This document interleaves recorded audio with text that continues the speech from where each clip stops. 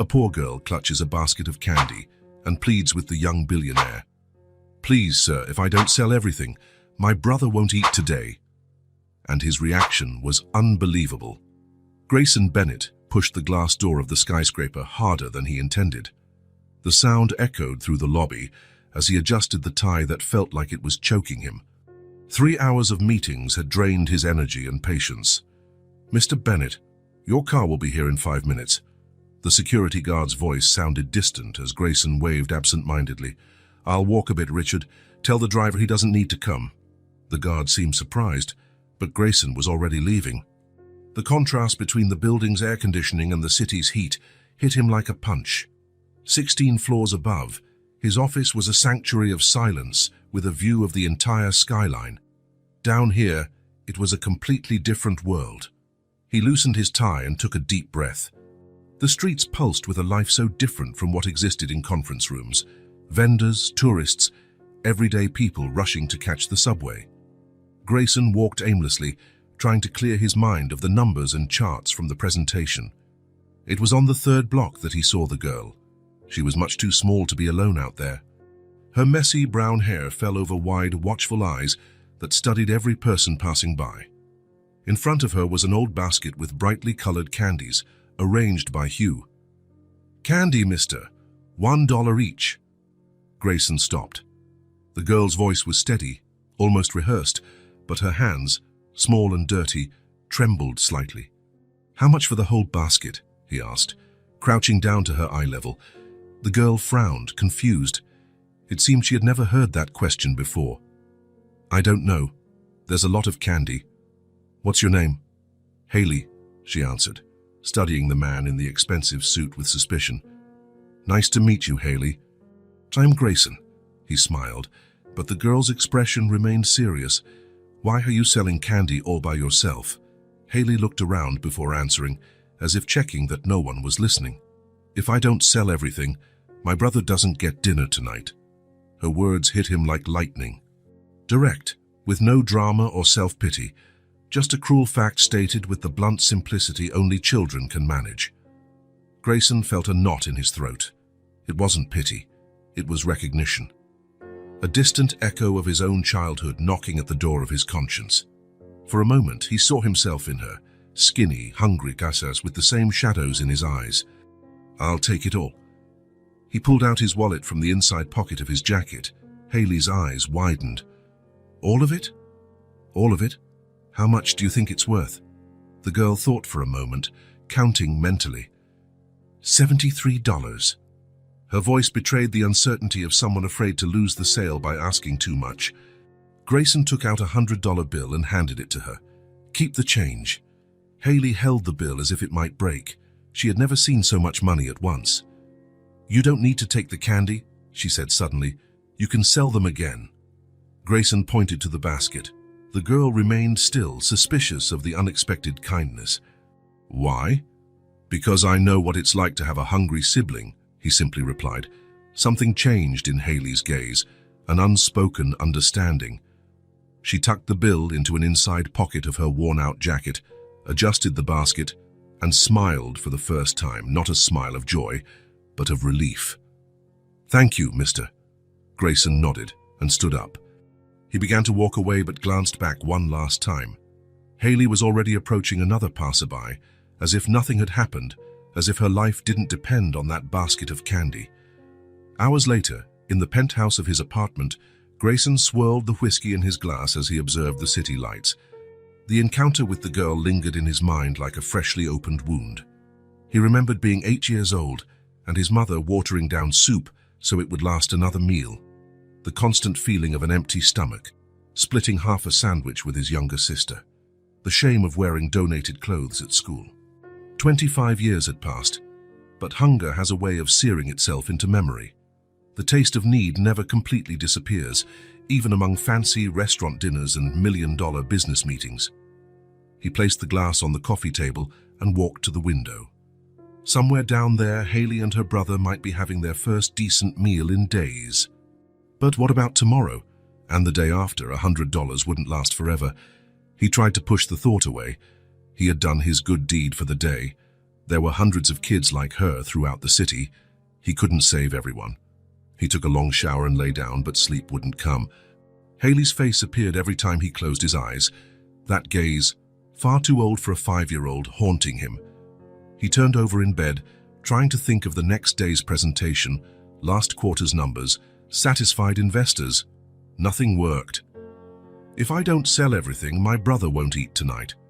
The sentence echoed mercilessly. When the clock read 3:17 a.m., Grayson sat on the edge of his bed. He ran his hands over his face and made a decision. He needed to find her again, to learn where she lived, how she lived, whether someone was caring for her and her brother. It wasn't just charity or guilt, it was something deeper, a connection he couldn't explain. That girl, with her tiny basket of candy and burdens far too great for her small shoulders, had broken something inside him, a carefully built wall between his past and present. He lay down again, calmer. Tomorrow, he would go back to that street. Tomorrow, he would find Haley. And this time, he wouldn't let a random encounter end with just $100 and a goodbye. As sleep finally claimed him, Grayson realized that for the first time in years, he wasn't thinking about business, acquisitions, or profits. He was thinking of a basket of colorful candy and the eyes of a little girl carrying the weight of the world on her shoulders. And somehow that felt more important than anything else. The meeting room at Bennett Enterprises buzzed with excited voices. The charts on the screen showed green arrows pointing upward, an exceptional quarter. Grayson should have been elated. Instead, he drummed his fingers on the glass table, distracted. "Mr. Bennett, your thoughts on the expansion?" Grayson blinked, returning to reality. All eyes were fixed on him. He forced a smile and straightened in his chair. "Apologies, could you repeat the question?" His assistant, Clara, frowned. In 15 years of working together, she had never seen him so distracted in an important meeting. "I suggest a 10-minute break," she said, efficient as always. When the room emptied, Clara approached him. "Are you okay, Grayson? You seem a million miles away today." "I'm fine." He stood up, rubbing his eyes. "Just a bad night's sleep." He didn't mention the real reason. A 5-year-old girl with a basket of candy who wouldn't leave his thoughts. "Water," Clara offered. "Coffee, as strong as possible." Clara smiled and left, giving him a moment alone with his thoughts. He walked over to the panoramic window. Down below, people looked like ants, always rushing, each living their own life. Somewhere among them, Haley was selling candy again, perhaps. Had the money lasted? Did her brother get to eat? He closed his eyes and dove into memories he rarely revisited. Manhattan 30 years ago. A cramped apartment he shared with his parents and sister. His father, Thomas Bennett, working 2 jobs and still never having enough money. His mother taking on sewing work, accepting any job she could find. He recalled one particular night vividly. He was 7. His father came home late, exhausted, with a small takeout box of Chinese food. "This was all I could manage today," he had said, shame weighing down every word. His mother smiled, dividing the meal into 4 tiny portions, 1 bowl for each. Grayson noticed how his parents ate slowly, pretending to be full, while he and his sister devoured their shares. Years later, he realized they barely ate so the kids would have more. Another memory, his 10th birthday. No party, no friends invited, just a tiny cupcake with a single candle. His father cried when Grayson blew it out, the only gift they could afford. The next morning, Grayson found his father sleeping upright, still in uniform, having worked an overnight shift to buy that cupcake. "Your coffee, extra strong." Clara's voice brought him back to the present. People were trickling back into the meeting room. Grayson thanked her and took a sip, the bitter liquid sharpening his focus, but not enough. For the rest of the day, he signed papers, took calls, and attended 2 more meetings, all on autopilot. His mind constantly drifted back to Haley and the brother he hadn't even met. The girl's resolve, the huge responsibilities on such tiny shoulders, just as he'd felt decades ago. At 5 in the afternoon, he stood up abruptly. "Clara, cancel the rest of my appointments." But the video conference with Tokyo, reschedule for tomorrow. "Say something urgent came up." Clara studied him, concerned but nodded. She knew him too well to question his tone.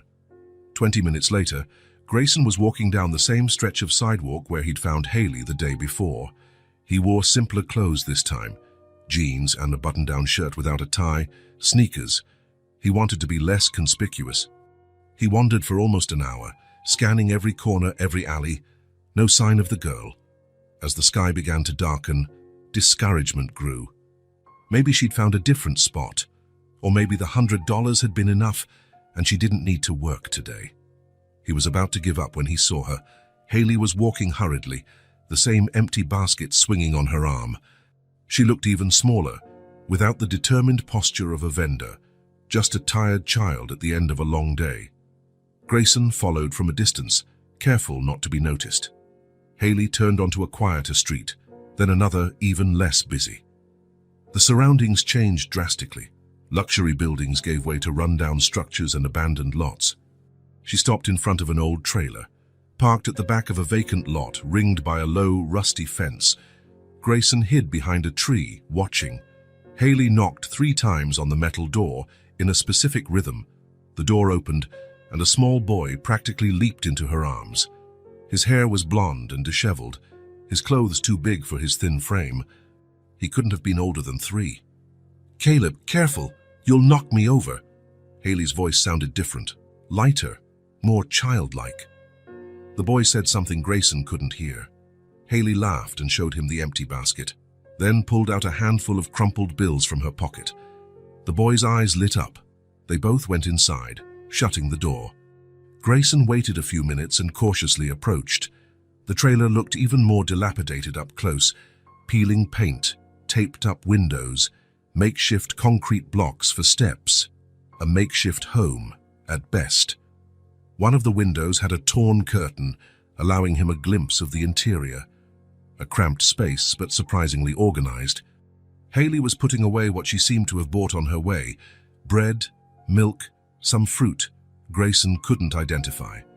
Little Caleb sat on a thin mattress on the floor, playing with folded paper shapes. There were no adults, no sign of parents or guardians, just 2 kids alone, surviving however they could. The scene was painfully familiar. Grayson remembered looking after his younger sister while their parents worked, making simple sandwiches at age 9, telling stories to distract her from hunger. But he and his sister had parents who came back. They had a secure roof. Haley and Caleb seemed utterly alone. A sound startled Grayson. Haley approached the window to close it. Their eyes almost met. He stepped back quickly, hiding in the shadows. He returned to his car, parked several blocks away, with the image of that trailer burned into his mind. On the drive home, the contrast between his luxurious penthouse and the kids' makeshift shelter felt like a silent accusation. In the comfort of his apartment, Grayson couldn't eat dinner. The fancy, well-prepared meal seemed offensive when he thought of Haley and Caleb splitting a simple loaf of bread. He sat in his personal study and opened his laptop, researching homeless children, legal aid procedures, and relevant social services. The information was disheartening. Bureaucracy, delays, uncertainties. The system was slow, and those kids needed help immediately. He closed the computer and stepped onto the balcony. The city gleamed under the night sky, indifferent to the struggles it sheltered. Somewhere in that sea of lights, 2 children slept in a rundown trailer, counting coins to survive another day. Grayson made a decision. He wouldn't involve the authorities, at least not yet. He would help directly, with food, clothes, maybe improvements to the trailer. He'd approach them gradually, earn their trust. He lay down, calmer now that he had a plan, but sleep was slow to come. When he finally drifted off, he dreamed of his father working late, his mother counting coins at the kitchen table, his sister asking for more food. And in the dream, his father looked at him with tired eyes and said, "One day, when you can, remember those who were left behind." Grayson woke before his alarm, absolutely certain it was no coincidence he'd found Haley. It was a chance to honor a silent promise he'd made to his father so many years ago, a chance to truly make a difference in someone's life. The grocery store was nearly empty at that hour. Grayson pushed his cart down the aisles, carefully selecting each item: rice, beans, pasta, canned goods with a long shelf life, fresh fruit, bread, milk, eggs. In the hygiene aisle, he added soap, shampoo, toothpaste, and new toothbrushes. He stopped in the children's section. Exactly how old was Caleb? He looked about 3, but it was hard to tell. The boy was tiny, likely malnourished. Grayson grabbed diapers in different sizes, baby wipes, and diaper rash cream. He didn't know if Caleb still wore diapers, but better to be prepared. A saleswoman approached, smiling. "Helping a charity organization, sir." Grayson hesitated. Explaining the situation in detail felt too complicated. "Something like that," he answered, turning back to the cart. At the register, the cashier gave him a curious look at the peculiar assortment of items. Grayson ignored it and paid in cash. He carried 6 large bags to his car. It was 10 in the morning when he parked 2 blocks from the trailer. He preferred not to draw attention with his luxury vehicle. Distributing the bags between both hands, he walked to the vacant lot. The place looked even more desolate by daylight. The rusted metal trailer stood out against overgrown weeds and piles of trash. There wasn't a real fence, just scraps of old fencing and twisted wire. He approached carefully. Through the window, he saw movement, a small silhouette. He took a deep breath and knocked on the door 3 times. Silence. He knocked again, more gently. "Haley? It's me, Grayson. We met the day before yesterday." Light footsteps approached. The handle turned slowly, and the door opened just enough to reveal part of Haley's face. Her eyes widened in recognition. "You're the guy who bought all the candy," she said. Not as a question, but a statement. Grayson smiled, lifting the bags. "I brought some things for you. I can leave them right here." Suspicion was clear in her eyes. She opened the door a bit wider, studying the bags.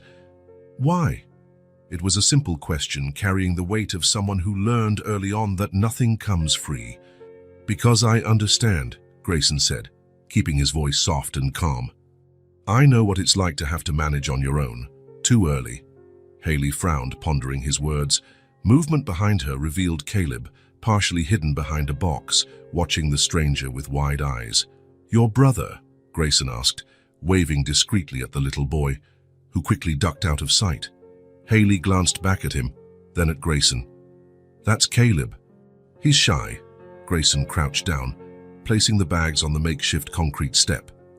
"There's food in here, hygiene items, some clothes I thought might fit, and water." For a moment, he saw conflict in the girl's eyes, need wrestling with pride and distrust. Finally, she said, "Thanks. But you really didn't have to." She tried to sound grown up, but was still just a child trying to be strong. "It's no trouble," Grayson assured her. "When I was a kid, sometimes we had nothing to eat at home. I know how hard it is." This revelation seemed to surprise Haley. She studied the man before her, expensive watch, polished shoes, fine shirt. "But you're rich now," Grayson smiled at the childlike frankness. "I am now, but it wasn't always this way." A sound drew both their attention. Caleb again, curious about the bags. Grayson took the opportunity to peer more closely inside the trailer through the slightly open door. The space was tiny but impressively organized. A thin mattress covered with clean, though faded, sheets took up nearly half the area. Cardboard boxes served as makeshift cabinets, drawings taped to the wall, likely Caleb's handiwork.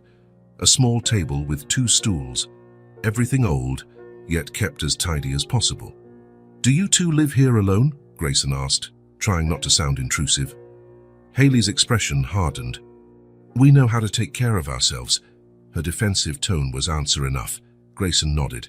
"I'm sure you do. You're very responsible for your age." Caleb crept closer. Drawn by the bags, Haley whispered something to him. The boy reached out for one of the bags, where the corner of a chocolate bar was visible. "Go ahead," Grayson encouraged, smiling. "There's more in there."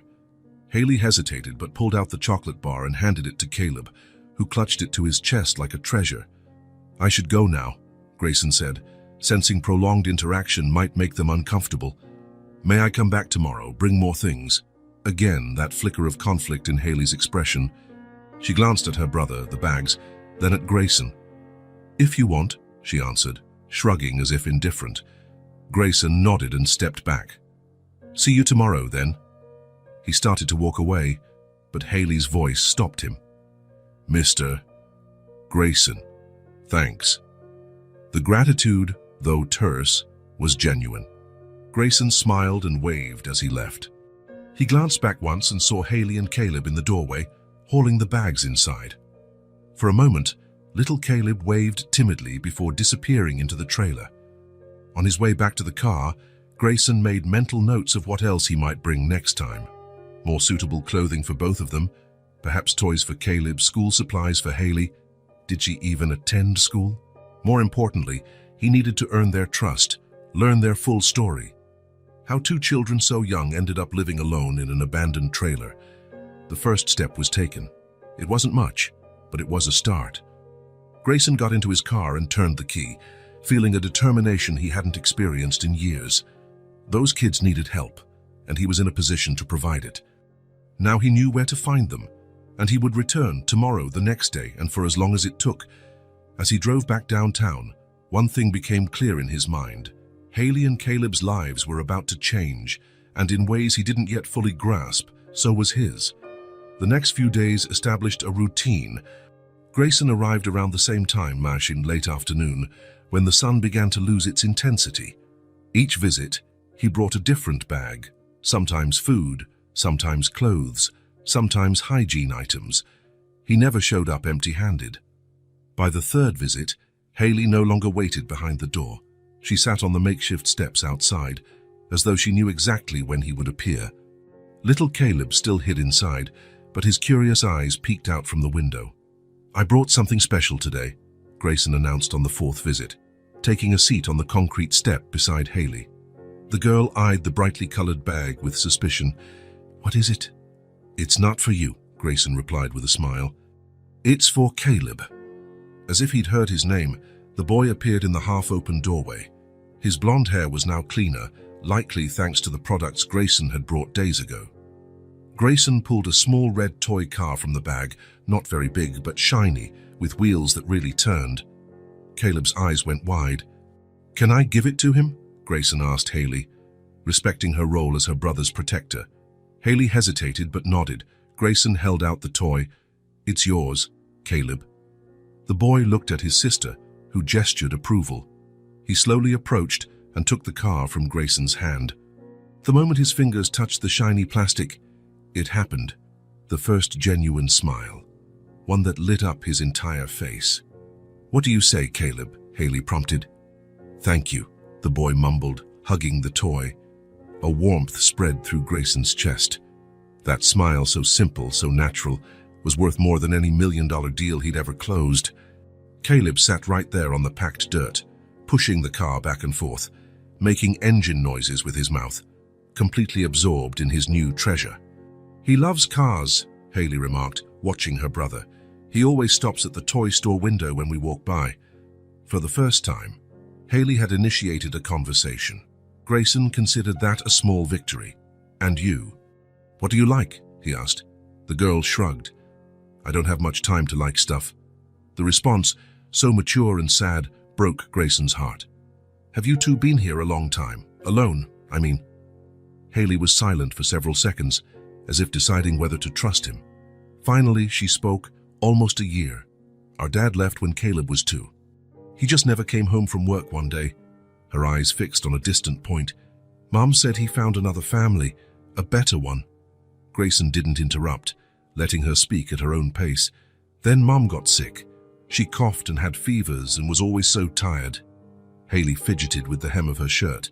"One day she said she was going to the hospital to get medicine. She told me to watch Caleb until she came back that night." Her voice faltered slightly.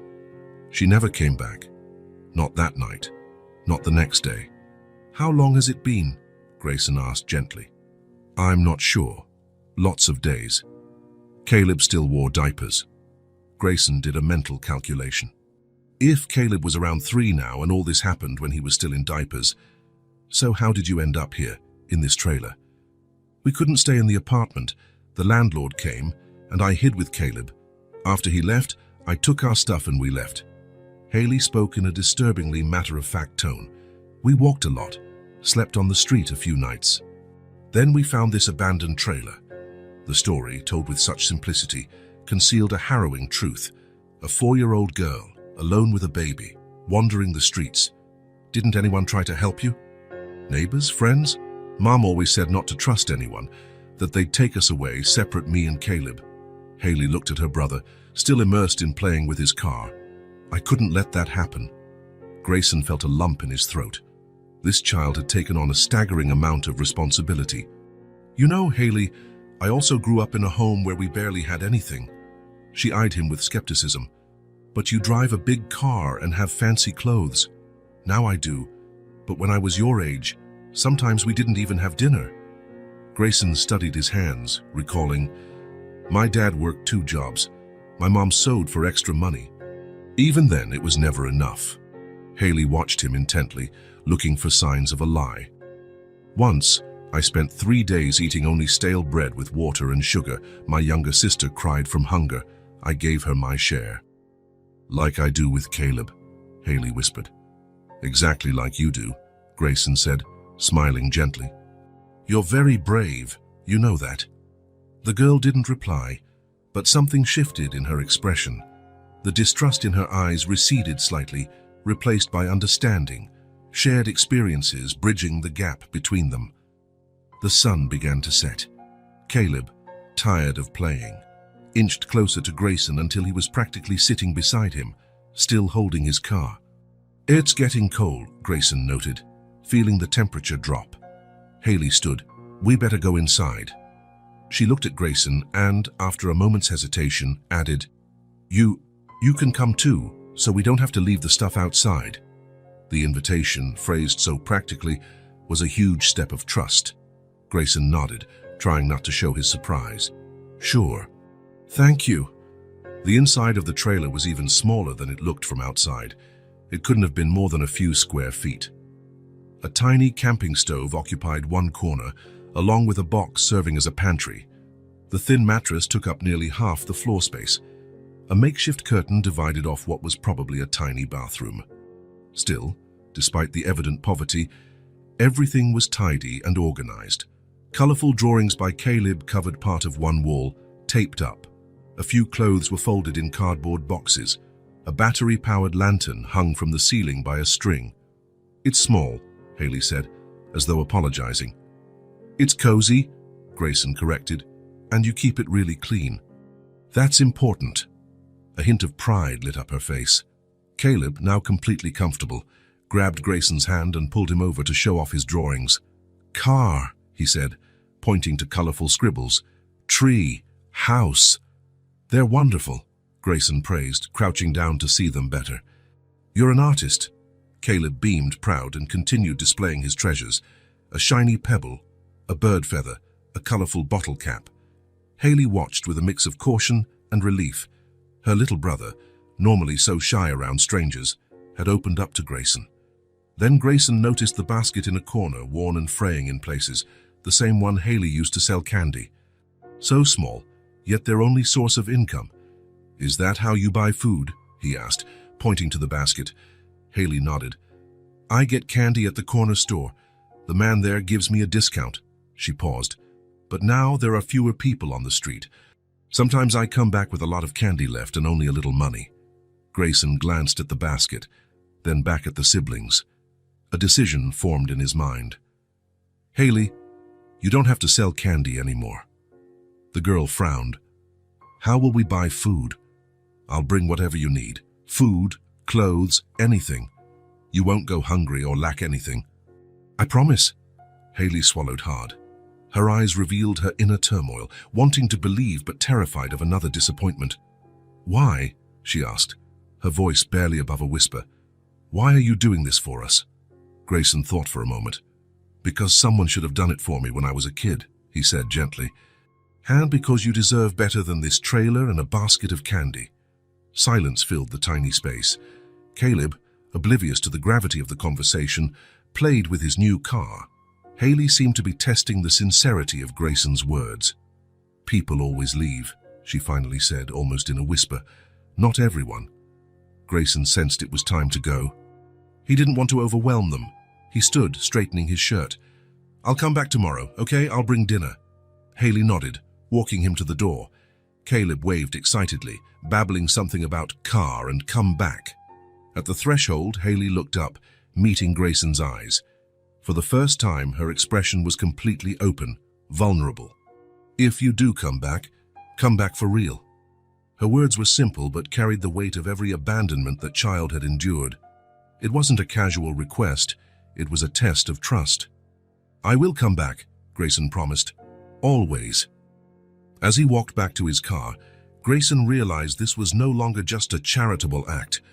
He genuinely cared about these children, their stories, their lives, their future, in a way he couldn't rationally explain.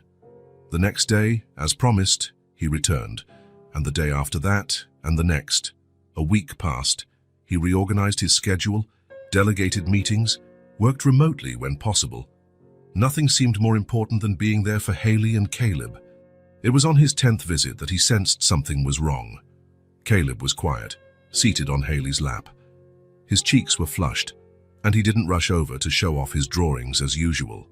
"What's going on?" Grayson asked, kneeling to their level. "He's hot," Haley explained, her worry evident. "Since last night. I've been giving him water, but it's not helping." Grayson touched the boy's forehead. It was burning. The child was breathing heavily, and a dry cough occasionally shook his small body. "This is a high fever, Haley. He needs a doctor." Panic flashed across her face. "We can't go to the hospital. They'll ask questions. They'll take us away." "He's sick," Grayson insisted gently. "It could be serious." Caleb coughed again, a harsh sound that didn't belong in the chest of a little boy. Haley held him tighter, rocking him gently. "What if we don't come back?" she whispered, fear shining in her eyes. Grayson took her small hand in his. "I promise you'll come back. Together. I'll take care of this." Haley looked at her brother. Caleb's eyes were half closed, clearly lacking energy. She made her decision. "Okay, but you have to stay with us the whole time." "All the time," Grayson agreed, as he helped the girl gather their things and wrap Caleb in a clean blanket. Grayson realized they were entering a new chapter. It wouldn't be easy to explain at the hospital. Questions would be asked, authorities might get involved. But looking at those two children, Haley trying to be brave, Caleb burning with fever, Grayson knew he'd do whatever it took to protect them, whatever it took to keep his promise. And as he carried Caleb to the car, Haley clinging to his free hand, he understood that his life would never be the same. The pediatric ER waiting room was bustling. Nurses hurried down corridors. Anxious parents comforted crying children. Grayson sat rigidly, Haley glued to his side, both their eyes on the door behind which Caleb had disappeared 20 minutes earlier. The nurse had tried to convince Haley to wait outside, but she'd refused, clinging to her brother. Only the promise that she'd see him soon had persuaded her to sit and wait. "Is it going to take long?" Haley asked for the third time, her small voice betraying a fear she tried to hide. "We'll be able to go in soon," Grayson said, trying to sound more confident than he felt. The questions at the reception desk had been challenging. Relationship to the children, documents, medical history. Grayson improvised as best he could, claiming to be a close relative temporarily caring for them. His platinum credit card and a few discreet bills pressed into the administrative supervisor's hand smoothed the process. "Mr. Bennett?" A young doctor with a stethoscope around her neck approached. "Could you come with me, please?" Haley leapt to her feet, grabbing Grayson's hand. Together, they followed the doctor down a hallway to a small room where Caleb lay. He looked even tinier in the hospital bed, connected to a monitor with an oxygen mask covering much of his face. His eyes lit up when he saw his sister. Haley ran to him, gently touching his hand. "It's okay, Caleb, I'm here," she whispered, her voice maternal enough to break anyone's heart. The doctor gestured for Grayson to step back into the hallway. Reluctantly, he asked Haley to stay with her brother for a moment. Out in the corridor, the doctor's expression turned serious. "Mr. Bennett, Caleb has early-stage bacterial pneumonia. We caught it in time, but it's concerning." Grayson's chest tightened. How serious is it? "With proper treatment, he should make a full recovery. We've started IV antibiotics and oxygen therapy. She hesitated. But there's something that worries me more than this current infection. What is it? Their living conditions. The doctor looked him in the eye. We found signs of prolonged exposure to humidity, mold, possible mild malnutrition. Caleb's antibodies are low, indicating a compromised immune system from inadequate conditions. Grayson swallowed hard. The trailer, no matter how hard Haley tried to keep it clean, was damp and precarious. I understand. What do you recommend? Medically, he needs a clean, dry, heated environment to recover and avoid relapse. She lowered her voice. Mr. Bennett, I have to ask, what is your real relationship to these children? Haley barely speaks to our staff, but it's clear she depends on you. Grayson hesitated. The truth could complicate everything. I'm caring for them temporarily. I'm a family friend. The doctor didn't seem convinced, but nodded. As a physician, I must be clear. If Caleb returns to the same environment where he got pneumonia, he'll likely get sick again. And every infection makes his respiratory system more vulnerable to the next. Her words hung in the air like a sentence. Grayson thanked her and went back to the room, where Haley was humming softly to her brother, who seemed calmer now that she was there. During the next few hours, as Grayson watched the siblings, an internal conflict raged. He couldn't just take them back to the trailer. Caleb's health was at stake. But what was the alternative? Social services could mean almost certain separation. A temporary shelter would be traumatic, and he'd promised Haley he wouldn't let them be split up. Grayson Bennett did not break promises. As night fell, Haley fought sleep, determined to stay awake at her brother's bedside. Caleb was sleeping now, fever reduced thanks to the medication. Is he going to be okay? Haley asked, her voice trembling with exhaustion. Yes, he will, Grayson replied, sitting beside her. But the doctor said he needs a warm, clean place so he doesn't get sick again. Haley, always so perceptive, locked eyes with him. We can't go back to the trailer. It wasn't a question, but a statement. That childlike maturity of hers continued to astonish him. No, Haley, at least not right now. The silence that followed was heavy. The girl looked at her sleeping brother, his small chest rising and falling more steadily now. Will they separate us? She finally asked, voice barely above a whisper. Send us to different places. The vulnerability in her question pierced Grayson like a spear. He knelt in front of her, holding her gaze. No. I promised I wouldn't let that happen, remember? She nodded, still not fully convinced. I have an idea, Grayson continued. What if you two stay with me for a while? I have a big apartment with spare rooms, just until Caleb gets completely better. The offer hung in the air. Haley looked at him with an intensity far beyond her years, weighing the risks like an adult. Is it far from the trailer? She asked, ever pragmatic. A bit, but we can go back to get your things. And Caleb's drawings. And the car you gave him. Everything. We'll bring anything you want. She bit her lip, thinking, what about after he gets better?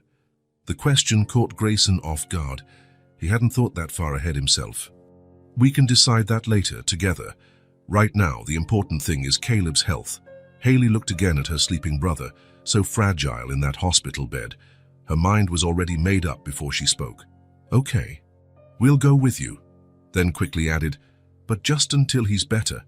Grayson felt a rush of relief, mixed with something more complex, a sense of responsibility far beyond a few friendly visits.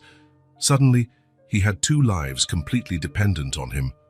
Agreed, just until he's better, he said, though he knew deep down everything had changed forever.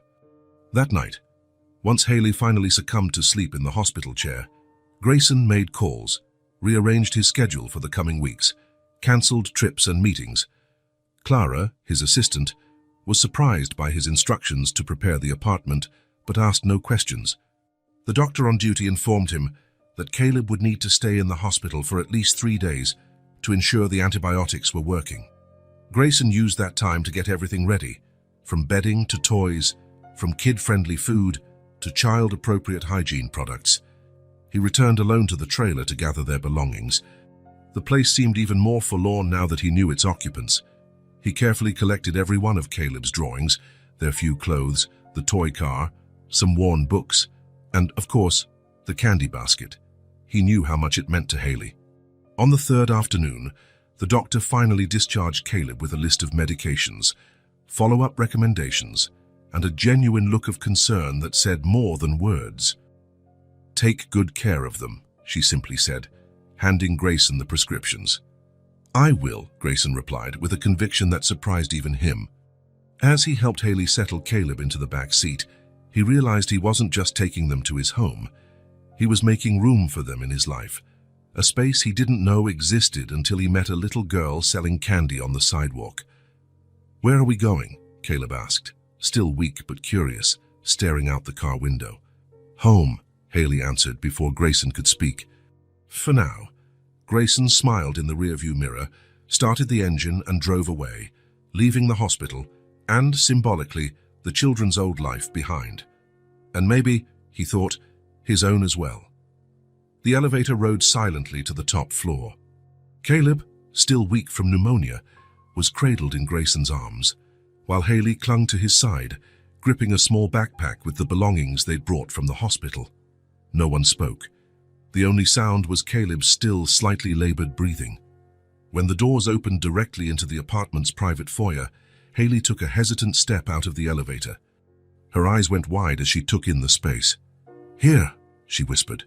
Grayson nodded, shifting Caleb in his arms to reach for the key. "Yes, this is my apartment." Haley remained at the threshold, as though crossing it might be too great a leap. Grayson understood her hesitation. "Shall we go in?" "Caleb needs to rest." The mention of her brother was enough to propel Haley forward.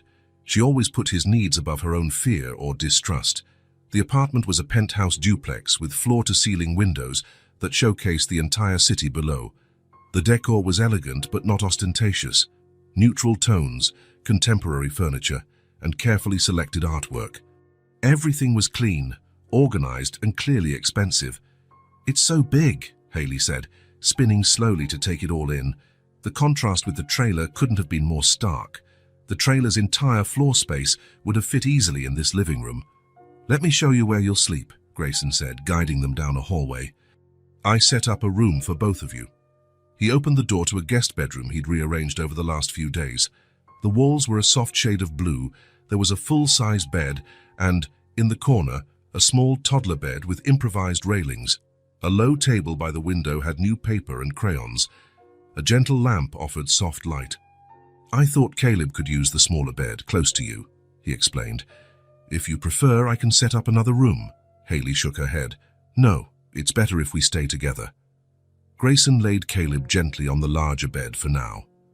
The boy was exhausted from the hospital discharge, but his eyes scanned the room curiously. "Mine?" he asked, pointing to the toddler bed. "Yes, that's your bed," Grayson confirmed. "And right here is yours, Maylee," he said, indicating the bigger bed. "So you'll be close to each other." Haley placed her backpack on the floor and walked slowly to the window. Below, the city spread out like a carpet of lights. She'd never seen New York from such a height. "It looks like another world," she murmured. Grayson gave her space to explore the room on her own. He sensed she needed time to process this drastic change. "I'll make something for us to eat," he said. "You two must be hungry. Make yourselves at home. This room is yours now." He left the door slightly ajar and headed to the kitchen. Though he rarely cooked, usually ordering in or letting a housekeeper handle meals, he felt the need to do something himself today. He opened the fridge, which Clara had thoughtfully stocked per his instructions: eggs, milk, bread, fresh fruit, vegetables, meat. He decided on something simple and comforting: pasta with a mild cheese sauce, small pieces of grilled chicken, and steamed vegetables. Kid-friendly food, easy on Caleb's recovering system. While he cooked, he occasionally heard faint murmurs from the bedroom. Haley was likely showing Caleb around, describing what she saw. 20 minutes later, Grayson returned to the bedroom. He found Haley sitting on the edge of the bed, gently combing Caleb's hair with her fingers. The boy appeared more alert now, pointing out the window at the city lights. "Dinner's ready," Grayson announced. "It's nothing fancy, but I hope you'll like it." Haley helped Caleb up. He was still weak, but insisted on walking, clutching his sister's hand. In the kitchen, Grayson had set the table with 3 plates, silverware, cloth napkins, and even a small vase of flowers in the center. It looked like something out of a decor magazine, a normal family about to share a meal, except they weren't a family. Not yet, Grayson thought, surprised at the direction of his own mind. He needs something to sit on, Haley observed pragmatically. He's too small for that chair. Oh, right. Grayson hadn't considered that. He quickly improvised with a few sturdy cushions from the living room. Is that better? Haley tested the arrangement and nodded. She helped Caleb climb up, then sat beside him. Grayson served moderate portions on each plate and took his seat. For a moment, no one moved, as if waiting for some signal to begin. You can go ahead, he encouraged. Haley picked up her fork, but before eating, she helped Caleb grip his properly. The boy eyed the pasta suspiciously. It's good, Grayson assured him. Give it a try. Caleb took a small bite and his eyes lit up. Soon he was enthusiastically eating. Haley tasted hers more cautiously, but seemed to like it too. She ate slowly, with surprisingly polite manners for a child who'd grown up in such precarious conditions. Did your mom teach you to eat like that? Grayson asked, noticing how Haley gently corrected Caleb's posture. A flash of sadness crossed her face. She always said we could be poor but not rude. Something in that statement resonated deeply with Grayson. He remembered his own mother, saying something similar so many years ago. The rest of dinner was calm. Caleb, though still tired, seemed delighted with the meal. Haley remained vigilant, helping her brother and glancing occasionally at Grayson. After they finished, it was time for Caleb's medications. Grayson had organized them carefully on a tray. Antibiotics, cough syrup, fever reducer if needed. I can give it to him, Haley offered, extending her hand. Are you sure? Grayson asked, hesitant. The dosages have to be exact. I always handle his medicine, she said with a confidence that broke his heart. A 5-year-old shouldn't bear such responsibility. How about we do it together, he suggested. You help me remember, and I'll measure the doses. Sound good? It was a compromise. Haley nodded, understanding. Together they administered the meds. Caleb grimaced at the taste, but swallowed without complaint. Now it's bath and bedtime, Grayson announced. The doctor said Caleb needs plenty of rest. Haley tensed slightly. I'll bathe him. Grayson realized she was setting boundaries, areas where she maintained control over her brother. Her way of preserving her caretaker role, even in this new environment. Of course, he agreed. The bathroom in your room has everything you need. Clean towels, kids' soap, shampoo. I'll show you how the shower works. While Haley gave Caleb his bath, Grayson tidied the bedroom, making the beds. He placed the medicine on the nightstand along with a glass of water and a digital thermometer. He set the air conditioner to a comfortable temperature, not too warm to irritate Caleb's lungs, not too cool to affect his breathing. Half an hour later, Haley returned with Caleb in pajamas, a new set Grayson had bought. The boy's hair was clean and combed, his cheeks pink from the warm bath. He's sleepy, Haley informed him. Grayson nodded. Let's put him to bed then. Caleb settled onto the toddler bed, covered by a light but warm comforter. His thighs were heavy with sleep. Haley sat next to him, likely as she did every night in the trailer. Do you want me to tell you a story? Grayson offered. Caleb nodded, already drowsy. Haley looked surprised but didn't object. Grayson improvised, a simple tale about a brave boy and his equally brave sister who discovered a magical treasure. It wasn't elaborate, but Caleb smiled whenever he recognized them in the story. Before it ended, he was already asleep. Haley tucked the blanket around her brother and felt his forehead, checking his temperature, a gesture that had become automatic during his illness. He's better, she murmured, mostly to herself. Yes, he is. The medication is working. Grayson stood. You should rest too, Haley. It's been a long day. The girl nodded but made no move to lie down. I'll stay up a bit longer just to make sure he's okay. Grayson recognized her determination. No point in arguing. All right. I'll be in the next room if you need anything. Just call me. He started to leave, but Haley stopped him. Thank you, she said in a near whisper, for letting us stay, for helping Caleb. The simple, sincere gratitude moved Grayson deeply. You don't have to thank me, Haley. I'm glad you're here." He realized with some surprise that it was true. He really was glad to have them there. He left their door ajar and went to his own room. He took a quick shower and lay down, but sleep wouldn't come. His mind buzzed with worries and questions. The apartment that once felt so silent and peaceful was now filled with life. Two little lives that somehow had become entwined with his. After an hour of tossing, he got up silently and went to check on the kids. Through the slightly open door he peered inside. Caleb was sleeping soundly, his breathing more regular than it had been in days. Haley had finally given in to exhaustion. She lay diagonally on the larger bed, still dressed, one arm extended toward her brother's bed, as if, even in sleep, she needed to protect him. Grayson slipped into the room and gently covered her with a light comforter. The girl didn't wake, she was too exhausted. He went to Caleb and carefully felt his forehead, still a bit warm, but nothing like the high fever before. He sank into the armchair in the corner, deciding to keep watch on Caleb's temperature through the night. He didn't trust himself to wake up if the boy needed something. It was safer to stay right there. As he watched the two children sleep, he felt something strange and new welling up inside him, a mix of protectiveness, concern, and something else, something that might be called belonging. His luxurious penthouse, once so empty and impersonal, suddenly felt like a home. Not because of the expensive furniture or breathtaking view, but because of these two children who, against all odds, had found their way into his once lonely life. Grayson had always had success, money, recognition, but something had always been missing, something he hadn't even known how to name. Now, sitting in that armchair, watching Haley and Caleb, he realized what it was: connection, the feeling of being truly important to someone, not because of what he owned or achieved, but simply because he was there. The night wore on and Grayson remained vigilant. Every hour he gently checked Caleb's temperature, adjusted his blanket, ensured everything was fine.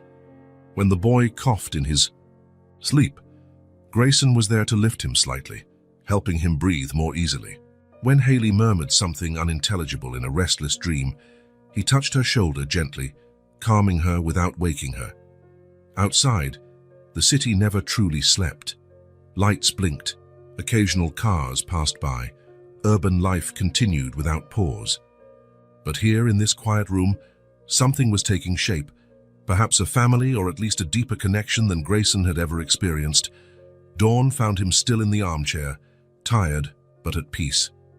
For the first time in years, maybe since childhood, Grayson Bennett did not feel alone. And that simple, profound realization filled a void in his heart he hadn't known existed. 3 weeks had passed since Haley and Caleb started living with Grayson. What was supposed to be temporary was, day by day, feeling more and more permanent. Caleb had almost fully recovered, his cough was gone, and color had returned to his cheeks. Haley, too, seemed to blossom in a safe environment, though she still carried a layer of caution in her watchful eyes. Grayson sat in his home office, staring at his computer monitor, while the children drew pictures in the living room. A simple question from the elementary school staff the previous day had triggered his current worry. "Are you the father or the legal guardian?" The question came when he took Haley to see a potential school. He stammered, offering a vague explanation about being a temporary guardian. The woman accepted his response, though her eyes showed doubt. The truth was undeniable. There was no legal basis for the current arrangement. At any moment, someone could question why these children were in his care. Worse, they could be taken away, placed into foster care. That possibility terrified him. Grayson closed his laptop and picked up his phone. There was one contact he hadn't used in years, Diana Cole. They'd met at a charity event for vulnerable children. She was a respected social worker, known for her competence and, importantly, her discretion. The call was brief. Diana, surprised by the unexpected contact, agreed to meet him that very afternoon. "Will they be okay alone for a few hours?" asked Clara, his assistant, who had been helping with the kids occasionally. "Actually, I don't want to leave them alone," Grayson replied. "Could you stay with them until I'm back? I know it's not in your job description, but—" "Of course," Clara interrupted, smiling. Over the last few days, she had grown fond of the children as well. Besides, Caleb already promised to show me how to draw elephants. Grayson thanked her and headed to the living room, where Haley and Caleb were immersed in their artwork. "I need to go out for a few hours," he announced. "Clara will stay with you." Haley lifted her eyes from her drawing. "Where are you going?" "To take care of something important," he said, sitting next to her. "About you two, actually." The girl visibly tensed. The fear of abandonment was never far away. "Are they going to send us away?" she asked quietly, so Caleb wouldn't hear. Grayson took her small hand in his. "No, Haley. It's the opposite. I'm going to talk to someone who can help ensure you get to stay here with me, legally." "Legally?" "Yes. So no one can separate you or take you away, so we can be—" He hesitated, searching for the right phrase. "An official family." Haley's eyes widened, processing that information. She didn't smile or show open excitement, but Grayson noticed her shoulders relax, as if an invisible weight had been partially lifted. "You'll come back?" she asked simply. "Always," he answered, the same promise he repeated every morning before leaving for work. Diana Cole's office was in an old downtown building. It wasn't flashy. A discreet sign read, "Social Work Services, Diana Cole." The waiting area was warm and welcoming, with pastel walls and a corner filled with toys, hinting that many of her consultations involved children. Grayson didn't wait long. Diana greeted him personally. "Mr. Bennett, it's been so long, it's quite the surprise." Diana was a middle-aged woman, her grey hair cut in a practical style, her eyes sharp behind red-framed glasses. Her handshake was firm and professional. "Thank you for seeing me on such short notice, Ms. Cole. Please, call me Diana." She motioned him into her office. "On the phone, you mentioned something sensitive involving children." Her office, like its occupant, was practical and well-organized, but with personal touches revealing a warm heart. Photos of smiling children lined an entire wall. Success stories, Grayson guessed. "So," Diana said, sitting down and indicating the chair opposite. "How can I help?" Grayson drew a deep breath and began telling her everything. Meeting. Haley selling candy. Discovering the trailer. His subsequent visits, Caleb's illness, the move into his apartment. He held nothing back. He knew any missing detail could jeopardize the process later. Diana listened attentively, occasionally jotting notes, never showing judgment. When Grayson finished, she sat in silence for a few moments, organizing her thoughts. "Let me see if I understand correctly," she said finally. "You found 2 children, Haley, 5 and Caleb, 3, living alone in dire conditions. You tried to help with groceries initially until the boy got sick and needed hospitalization. Now they've been living with you for 3 weeks without any legal framework." Grayson nodded, slightly uncomfortable with how matter-of-factly she summed up the situation. "Sounds bad when you put it that way, doesn't it?" Diana gave a small, compassionate smile. "Actually, it sounds like someone trying to do the right thing, even outside official channels." She adjusted her glasses. "But now we need to make it official, and there are several possible paths." She pulled out a notepad and began writing. "First, we need to establish the children's legal status. You mentioned the mother left for medical help and never returned, and the father abandoned them years ago." "Yes, that's what Haley said. We'll have to search for any record of the mother in hospitals, shelters, or—" Diana hesitated. "Unidentified fatalities. As for the father, we'll check all systems to locate him if possible." Grayson felt his stomach tighten. The idea of finding the children's father hadn't occurred to him. And if he's found, it depends. If he knowingly abandoned them, there's grounds to terminate his parental rights. Even if he claims he didn't know, he'd have to prove real willingness and capability to take responsibility. Diana made more notes. In the likely scenario, where neither parent can be found or there is clear evidence of abandonment, we have different routes. The first step is temporary custody, which allows the children to remain legally under your care while the process continues. "And after that?" Grayson asked, anxious. "If everything is in order and you wish, we can pursue a formal adoption process." Diana studied him closely. "Is that what you want, Mr. Bennett? To adopt these children?" The direct question took Grayson by surprise. He hadn't even vocalized that thought to himself, but his response came without hesitation. "Yes, Want them to be my children, legally, officially, permanently. Diana smiled warmly. That clarifies matters. Let's begin with a request for temporary custody first. That's the most urgent step. Over the next hour, Diana explained the process in detail. The required documents, recent medical reports for Haley and Caleb, proof of Grayson's income and residence, criminal background checks. There will be home visits, Diana continued, to assess whether the environment is suitable, safe, and healthy. You'll be interviewed, and so will Haley, separately. She'll be scared, Grayson commented, worried. Yes, probably. But we'll explain it to her in an age-appropriate way. She needs to understand we're not taking her away from her brother. Diana paused, looking at him. I must warn you, this can be a long process, bureaucratic and sometimes frustrating. There will be moments you'll feel invaded, judged, even irritated by the system. I'm prepared, Grayson said firmly. Good, because the system, flawed as it is, exists to protect children. Every form, every interview, every evaluation serves a purpose. She gathered the papers into a folder and handed it to him. Here's everything you need to start. Fill out these forms and come back next week. In the meantime, I'll begin searching for the parents. Grayson took the folder, feeling its weight, literal and metaphorical. It's a lot, he remarked. Diana nodded sympathetically. Mr. Bennett. Grayson, may I offer some insight?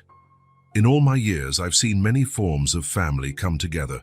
Some by blood, some by heart, some by law. The best ones combine all three. She stood, walking to the wall of photographs. All these children found homes through processes like the one we're starting. Yes, there were forms, hearings, evaluations. She touched one photo, a smiling boy hugging a couple. Ryan here took almost 2 years for a final adoption, but you know what mattered most?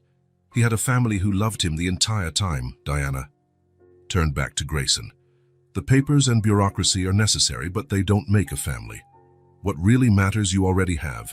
A genuine desire to love and care for these kids, the commitment to stay even when it's hard, and the will to create a safe home. Her words resonated deeply. Indeed, he already felt like Haley and Caleb's father, even without official paperwork.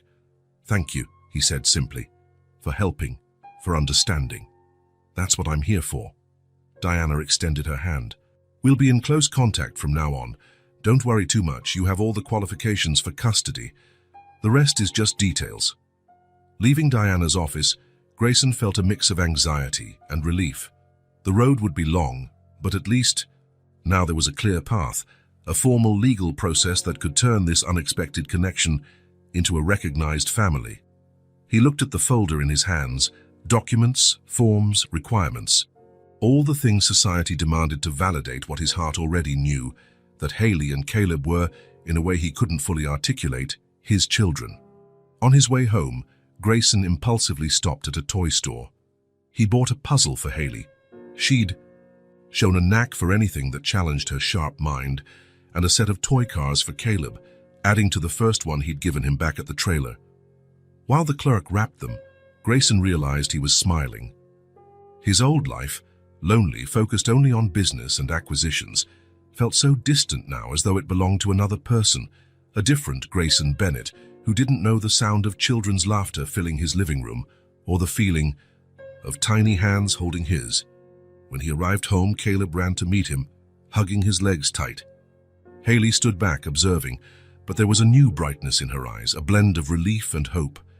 You came back, she said, as if she still needed confirmation. I always come back, Grayson answered, bending down to hug them both. And one day, you'll fully believe that. That night, after the children were in bed, Grayson sat in his study, starting to fill out the first batch of forms. Each line, each checked box, was a step toward a new life, not just for Haley and Caleb, but for him as well. A life where his professional success and wealth had a bigger purpose than simple accumulation. A life where the title that mattered most wasn't CEO or billionaire, but simply dad. Morning arrived with a palpable nervousness. Grayson, who'd negotiated billion-dollar deals without breaking a sweat, adjusted his tie for the third time in front of the mirror. His anxiety wasn't for himself, but for Haley and Caleb. Today could officially make them part of his family, or shatter their young lives once more. In the living room, Caleb played absently with his red toy car, the first gift. He wore a light blue button-down shirt and dark slacks, new clothes bought for this day. His hair, now always trimmed and neat, framed a face full of color and life, nothing like the scared, sick boy from the trailer. Haley sat on the edge of the couch, her legs dangling above the floor. The navy blue dress with a white sash had been her choice, after an hour in the department store. "It needs to be serious so the judge sees we look proper," she'd explained with the solemnity of a lawyer, making Grayson smile at her mature demeanor. "Ready to go?" he asked, checking his watch. Haley nodded, her expression focused as though preparing for a crucial test. Caleb just smiled, oblivious to the day's significance but sensing the tension in the air. "It'll be fine," Grayson reassured them, more to soothe his own nerves than theirs. The phone rang. It was Diana Cole, confirming she would meet them at the courthouse. Everything was in order. They just needed the judge's final decision, which looked favorable but wasn't guaranteed. The black car glided through city streets toward the courthouse. From the back seat, Haley watched the buildings flash by, unusually quiet even for her. Caleb, beside her, murmured stories to his toy car. "What are you thinking about?" Grayson asked, glancing at Haley in the rearview mirror. She took a moment to answer. "What if the judge doesn't let us stay with you?" The question, so direct and filled with fear, made Grayson turn to face her. "Diana said our chances are very good. All the reports are positive. But if it doesn't work," she persisted, "where will we go?" "Haley," Grayson said gently but firmly, "no matter what happens today, I won't give up on you. If for some reason the judge doesn't grant custody today, we'll keep trying. There's no situation where I leave you behind." She nodded, not fully convinced but somewhat calmer. The trauma of abandonment wouldn't vanish overnight, and Grayson knew it. It was a process, day after day, promise after promise kept. The Kai family court occupied a stately building downtown. Tall columns and marble stairs gave it an aura of authority that was intimidating at first glance. Haley gripped Grayson's hand tighter as they climbed. Diana was waiting in the main hall, impeccable in her grey suit and white blouse, holding a thick folder of documents and reports gathered over months. The outcome of everything they'd done hinged on these pages. "Good morning, Bennett family," she greeted, smiling at the kids. It was the first time she used that term, a small gesture foreshadowing the decision they hoped for. Haley blushed slightly but didn't correct. "How are we feeling?" Diana knelt to Caleb's level, who gave a shy smile, hiding partly behind Grayson's leg, an old habit that emerged in new situations. "We're all a bit nervous," Grayson admitted, scanning the busy hall where other families waited for their own hearings. Diana nodded. "That's normal, but we have a strong case. All assessments are positive. Judge Merrick is known to be fair and to prioritize children's well-being." They walked down polished floors to room 304, Diana explaining in hushed tones how the proceedings would go. Grayson listened, absorbing every detail, though they'd rehearsed it many times. "Remember," Diana said, stopping at the door, "just answer what you're asked. Be honest and direct. No need to be nervous. We're here for the best outcome." The hearing room was smaller and less intimidating than Grayson had imagined. No jury box, just a raised bench for the judge, a few tables for the parties, and some seats for observers at the back. The walls were a neutral beige, decorated only with the court's official seal and a flag. The atmosphere was solemn, but not scary. They took seats in the chairs assigned to them. Caleb, restless after so much waiting, began to fidget. Haley, noticing, discreetly handed him a small finger puzzle they'd brought to keep him occupied. Grayson watched their interaction, once again struck by Haley's sensitivity to her brother's needs. At exactly 10 a.m., a side door opened. Everyone stood as Judge Merrick entered, followed by a young woman carrying a thin folder, the prosecutor representing the state. The judge was a man in his 60s, his grey hair neatly trimmed, his expression serious, but not stern. He wore thin-framed glasses, which he adjusted occasionally while reading documents. Something about his posture conveyed authority without arrogance. "Good morning, everyone," he said after sitting. "Case number 47329B, petition for temporary custody by Mr. Grayson Bennett of minors Haley and Caleb Miller. Present are the petitioner, the children's social worker Diana Cole, and prosecutor Dr. Martins. We may begin. The first part of the hearing proceeded methodically. The judge reviewed documents, made notes, occasionally clearing his throat as he processed the information. Diana presented reports from home visits, psychological evaluations, evidence of school enrollment, and medical follow-ups for the kids. The prosecutor asked a few technical questions regarding the search for the biological parents. "Mr. Bennett," the judge finally said, looking directly at Grayson, "I must say I'm impressed by your level of commitment to these children. It's not common to see such dedication when there's no prior family tie." "Thank you, Your Honor," Grayson replied, feeling his heart quicken slightly. "A good sign. Could you explain to the court how you met Haley and Caleb?" Grayson took a deep breath and recounted meeting Haley selling candy on the sidewalk, his subsequent visits, discovering the trailer, Caleb's illness, their eventual move into his apartment. He didn't omit the initial period where he hadn't alerted the authorities, something Diana had already explained as understandable under the circumstances.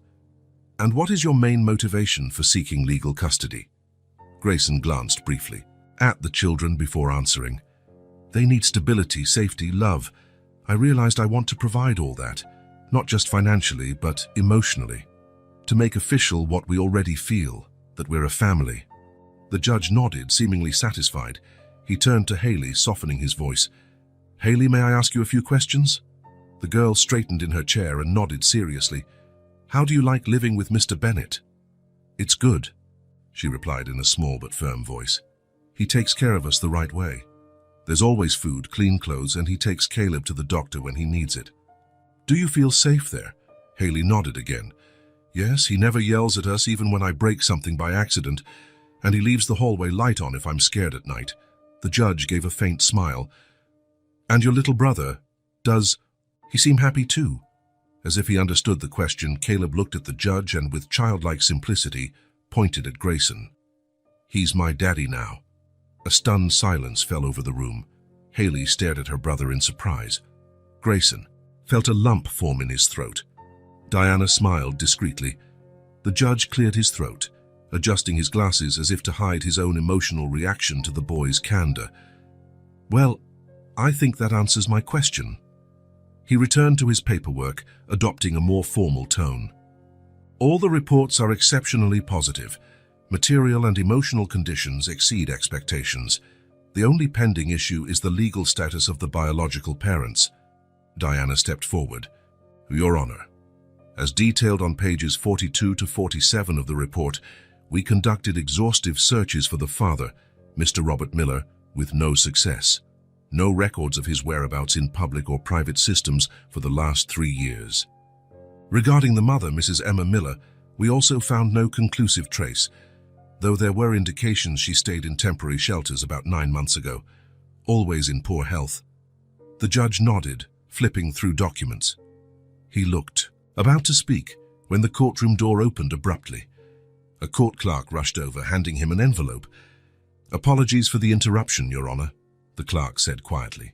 "This is urgent information related to the current case." Tension filled the room as the judge opened the envelope and read. His expression shifted almost imperceptibly. His jaw tightened, his brow furrowed slightly. He glanced at the children, then at Grayson. "Ms. Cole, could you approach, please?" "Approach." Diana stood and went to the bench. The judge leaned over and spoke softly so only she could hear. Grayson watched Diana's face grow pale. She nodded several times, asked one short question, nodded again, and returned to her seat. Leaning close to Grayson, Diana whispered, her voice trembling. "They found Emma Miller. She passed away 3 days ago in a public hospital on the outskirts of the city. Tuberculosis in an advanced stage, worsened by severe malnutrition. She was admitted as an unidentified patient, but fingerprint records matched her this morning." Grayson felt the air leave his lungs. He glanced at Haley and Caleb, still unaware of the news. It confirmed them as orphans while removing the last legal hurdle for custody.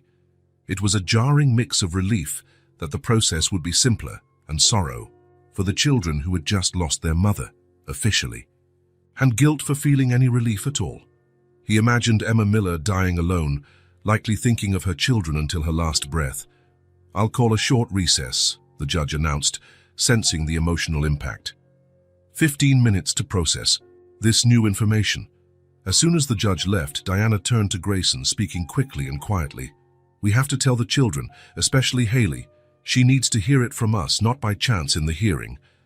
Grayson nodded, steeling himself for a conversation no adult should have to have with a child. He knelt before the siblings, who were watching him curiously. Haley, Caleb, I need to talk to you about something important.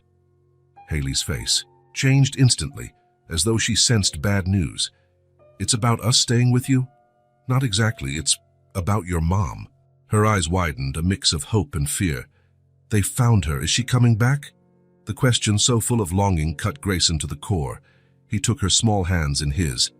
Haley, remember how we talked about your mom being really sick when she left to get help? She nodded slowly. We found out she really was trying to get better to come back for you. She went to a hospital trying to heal. He paused, searching for the gentlest words. But her illness was too serious, sweetie. She fought hard, but as she couldn't. Understanding dawned on Haley's face in stages, first confusion, then denial, and finally raw pain. She died? Her voice was barely audible. Yes, honey, I'm so sorry. Silent tears ran down her cheeks. No sobbing or dramatic display, just a quiet grief that tore at the heart. Caleb, only 3, didn't fully grasp death, but sensed his sister's sadness. He reached out and touched her tear-streaked face. Don't cry, Haley. The simple, loving gesture only heightened Haley's sorrow. She wrapped her arms around him, as if terrified he might disappear too. Grayson enveloped them both in a protective hug, wishing he could absorb some of their pain. Diana watched with watery eyes, giving them space to mourn. When the judge returned and the hearing resumed, the atmosphere had shifted. Haley was subdued, her face stained with dried tears. Caleb stayed close, sensing the sadness without fully understanding. Given this new information, the judge began solemnly, and all the reports presented, I'm prepared to issue my ruling. With confirmation of Mrs. Miller's passing and the prolonged absence of Mr. Miller, this meets the criteria for legal abandonment, allowing us to proceed with temporary custody. He signed documents and passed them to the clerk. Temporary custody of Haley and Caleb Miller is granted to Mr. Grayson Bennett for an initial period of 6 months, with monthly check-ins by social services. After that period, subject to favorable evaluations, we'll consider converting it to permanent custody, with the option of full adoption if you so choose. The judge's words, formal and precise, seemed oddly disconnected from the emotional weight in the room. Temporary, custody, supervision, evaluations, all bureaucratic terms that barely captured the profound transformation. The official recognition of a family formed not by blood, but by a chance encounter between a lonely man and 2 abandoned children. Any questions? The judge concluded. Grayson shook his head. Diana murmured, Thank you, Your Honor. In that case, this hearing is adjourned. As they gathered their papers, Judge Merrick approached Grayson in a more personal tone. Mr. Bennett, I've presided over many similar cases. Seldom have I seen genuine dedication like yours.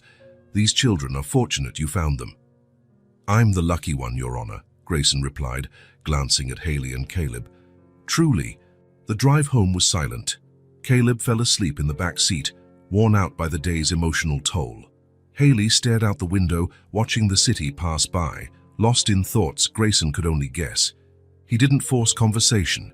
He knew she needed to process the finality of her mother's passing. A truth she had probably sensed before, but now knew was irrevocably real. At home, the housekeeper had prepared a simple lunch.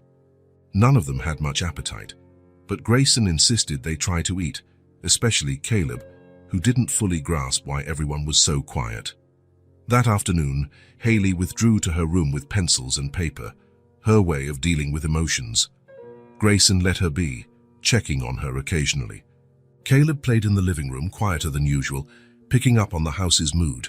Early in the evening, while Grayson prepared a light dinner, Haley appeared in the kitchen holding something, the worn-out basket, the same one she'd used to sell candy, the object that had started it all. I want you to have this, she said, extending the basket. It's how everything began. Grayson dried his hands on a towel and knelt down. Are you sure? I know how important this is to you. Haley nodded. Mom gave it to me when I started selling candy. She said to take good care of it because it was how we put food on the table. A tear slid down her cheek. We don't need it like that anymore. But I want you to keep it so you remember. He accepted the basket as if it were a precious artifact, because in many ways it was. Such a simple woven thing, yet pivotal to the path that connected their 3 lives. I'll cherish it, he promised. It'll be our symbol of how this story began. Haley was silent for a moment, then asked in a near whisper, Are you staying forever? The question, so simple yet so profound, struck Grayson's heart. He knew what she was really asking. After losing her father, then her mother, would she lose him too? If you'll have me, he replied, tears glistening in his eyes. I'll never leave. Something in Haley's gaze shifted. An invisible barrier finally broke. She threw her arms around him, hugging him with all the strength her little body could muster. In the midst of the pain of losing her mother, she allowed herself to fully accept this new love, this new chance. Promise? She asked, her voice muffled against his shoulder. I promise. That night signaled a new beginning. Despite the sadness, there was also a sense of rebirth, a cycle ending so another could start. They ate dinner together, reminiscing about positive memories of her mother, laughing at stories Haley shared about Caleb as a baby. Later, Grayson read them bedtime stories until both kids dozed off. As he was about to leave the room, Haley murmured, half asleep, Stay a little longer. He settled between the 2 beds, watching them drift into deeper sleep. Caleb clutched, a stuffed dinosaur breathing steadily now. No more wheezing or coughing. Haley slept on her side, one hand stretched toward her brother's bed, as though even in dreams she had to ensure his safety. Grayson looked at the candy basket Haley had given him, placed carefully on the dresser. A symbol of their past struggle, but also of hope. Tangible proof that sometimes the greatest blessings can spring from the most unlikely encounters. As the children's breathing slowed, Grayson stayed in the chair. He had planned to leave after they fell asleep, but their quiet presence soothed him. The 2 young souls who had transformed his life now slept safely under his roof. Their loss still hurt, but the pain was shared, just as they now shared the hope of a future together.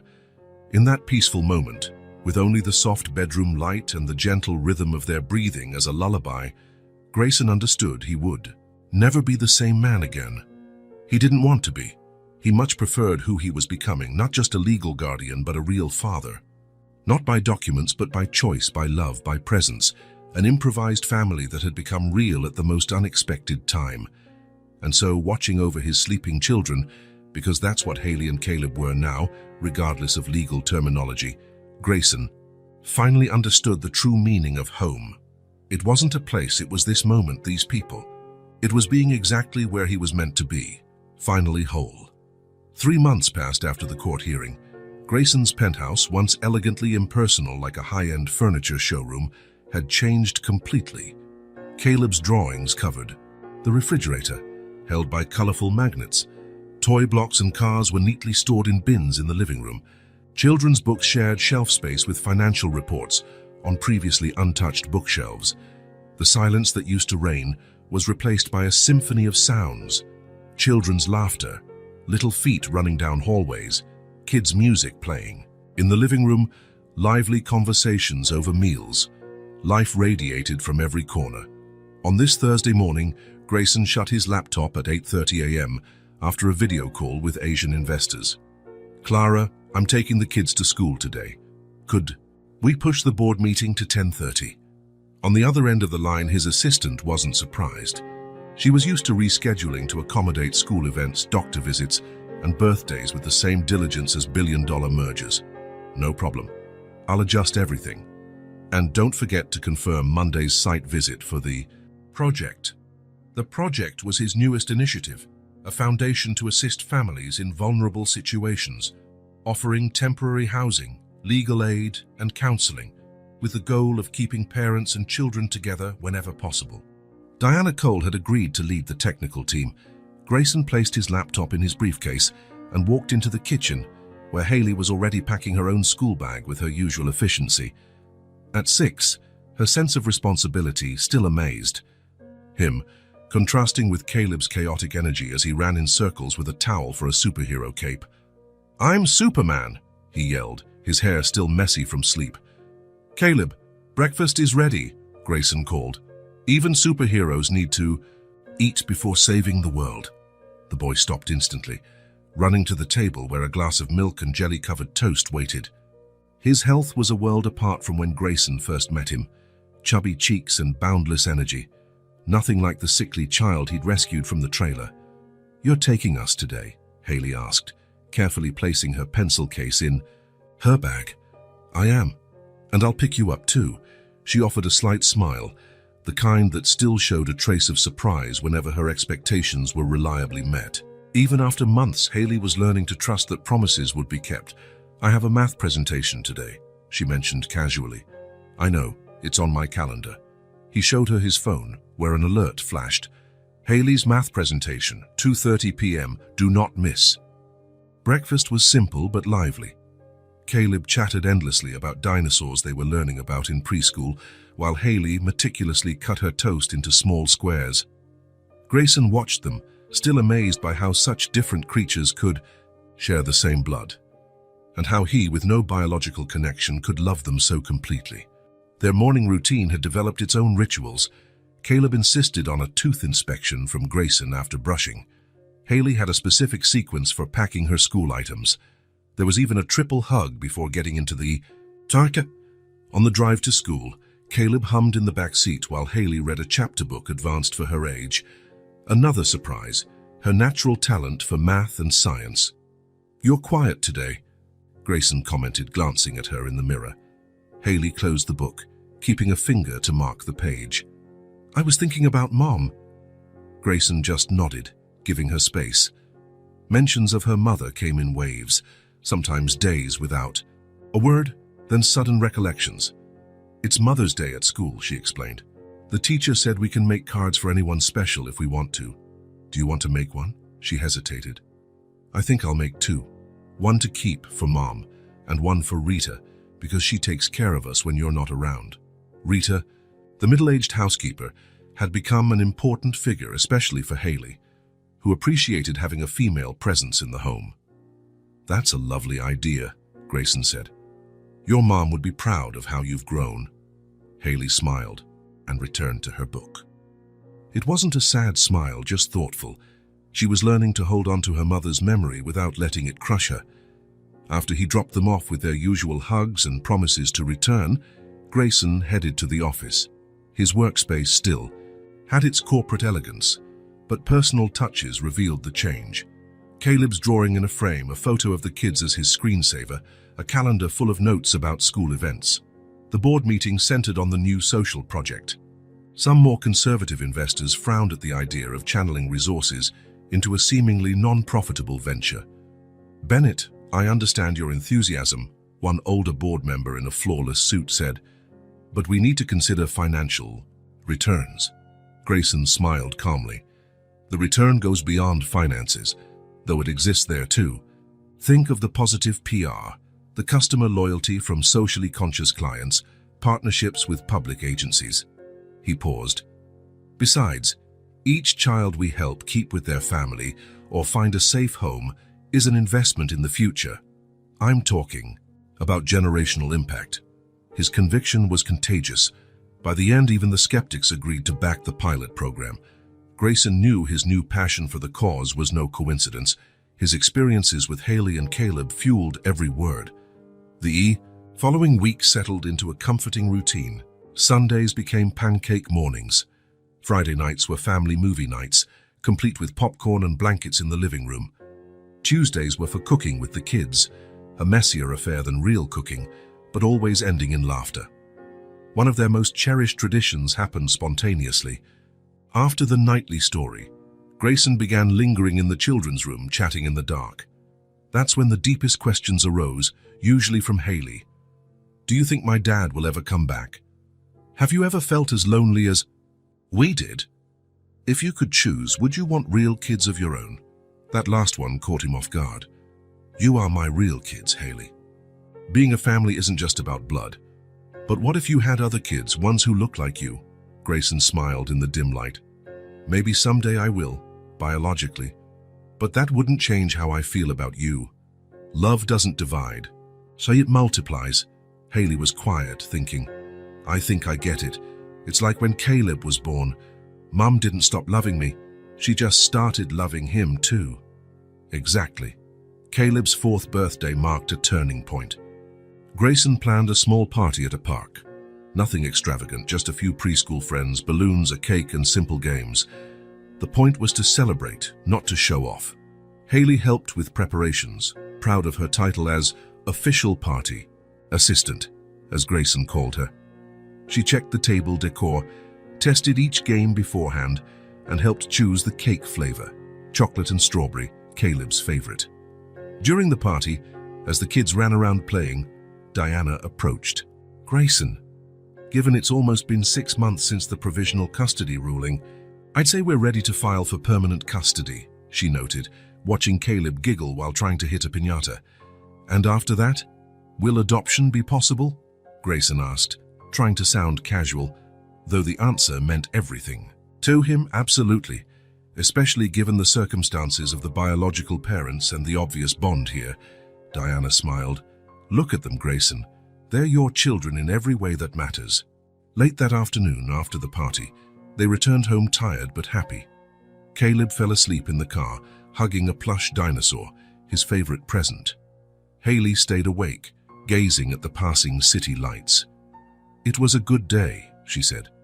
With her characteristic seriousness that always surprised Grayson. It was perfect. You deserve lots of days like this. Once home, Grayson carried the sleeping Caleb to his bed. Returning to the living room, he found Haley at the table, engrossed in a drawing. Can I see? He asked, sitting beside her. She showed him the unfinished sketch, 3 figures holding hands in front of a house, one big, 2 small. The sky had a large yellow sun, and in the corner a small, shining star. That's us, she explained. And that star is Mom watching over us. Grayson felt his throat tighten.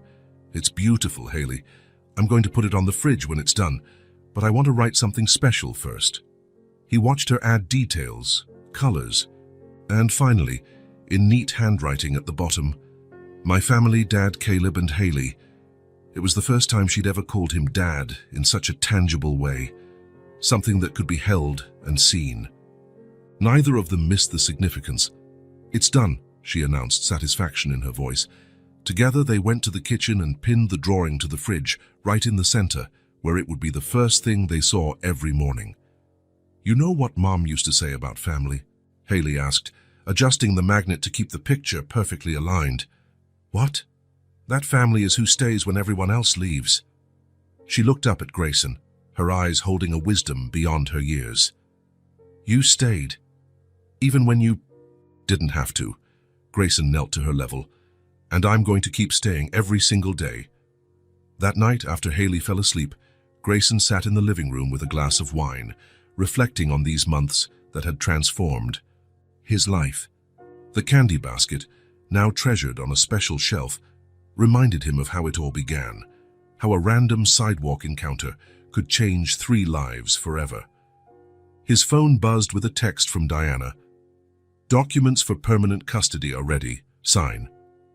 So on Monday, Grayson smiled, replying with a simple yes. Then he stood and walked to the children's room, his own personal nightly ritual, just to watch them sleep. Caleb lay on his stomach, an arm draped over his stuffed dinosaur, hair tousled across the pillow. Haley was curled on her side, her face peaceful in slumber. His children, his family, not by blood or genetics, but by something far stronger and more deliberate. Daily choices to love, to stay, to build a life together. Family, after all, is not always about who you're born with. It's about who stays day after day when leaving would be easier. It's about who turns houses into homes, strangers into kin, loneliness into belonging. Family is who stays. If this story touched your heart, subscribe to the channel and turn on notifications so you don't miss the next ones. Leave a like, because it helps this story get recommended to more people. See you in the next story.